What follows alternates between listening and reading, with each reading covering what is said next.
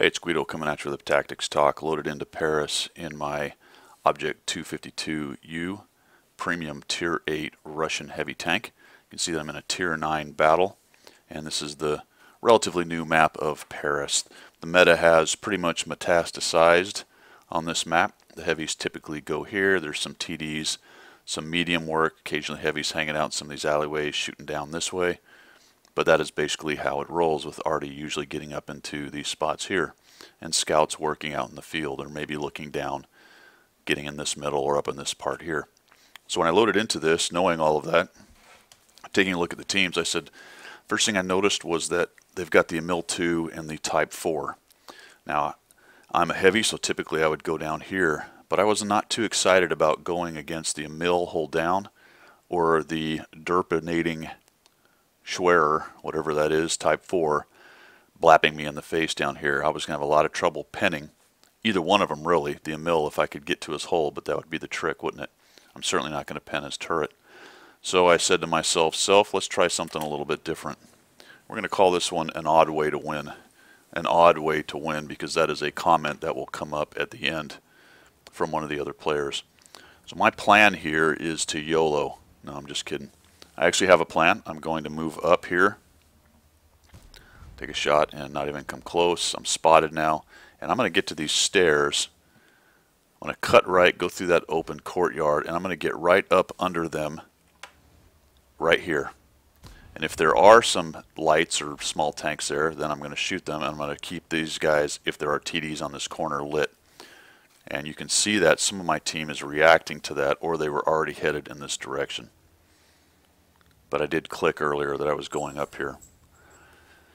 Now I was alright with lights being here, or smaller tanks. The Sturv being there would have been a bigger problem potentially, but you can see that he wasn't. And had he been there, I'd have backed out a little bit to where he couldn't completely wreck me. But he's not there. And interestingly, he has tipped over. For whatever reason, he drove up on the wall or ran into his buddy or God knows what.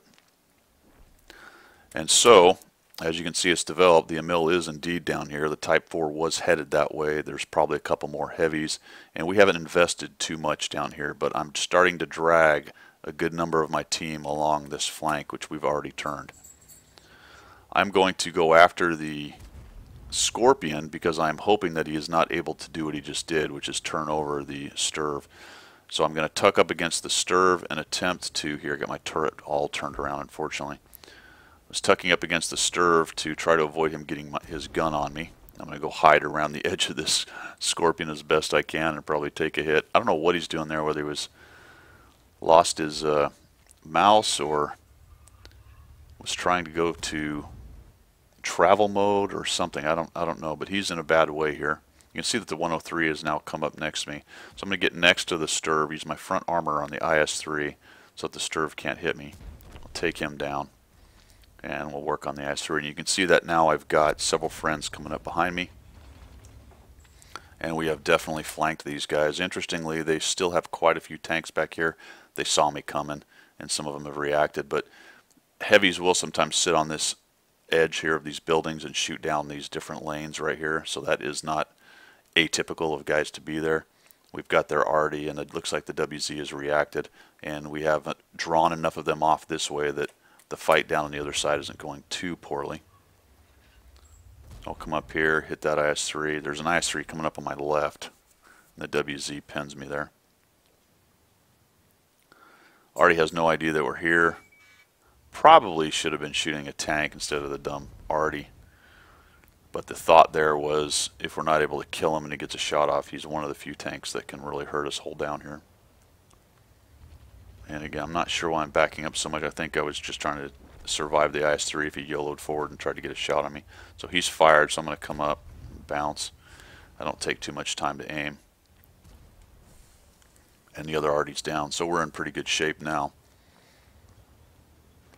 They will win down on the south, and that was probably going to happen based on a lot of us coming this way. Some luck on the RNG there. A little wiggle shake. A little wiggle shake. You don't want to give them too much side or to flat plate your pike nose too much, but a little wiggle will throw off their aim. We'll come up here and get rid of the IS-3. And now it's just pushing into him, cleaning him up. And there you go. It's an odd way to win. I'm going to die here pretty quickly. I come along here. I can see the WZ coming at me. And he is going to come flying across. I'm going to fire, hit his turret, and he's going to splap me on the way. It's awesome. So he sees me now. Oh, miss, and boom. Okay, with heat. So I don't know what he would have hit exactly to go through, but he must have got a flat piece of something there. And that will end up being a win. So, you know, when you look at the setup for different teams, you don't always have to go with the meta as long as you have a reason. If you've looked at it and seen, you know what, I think I can create an overmatch in a different direction, then you might want to give it a shot. I hope this helps. I'll catch you later.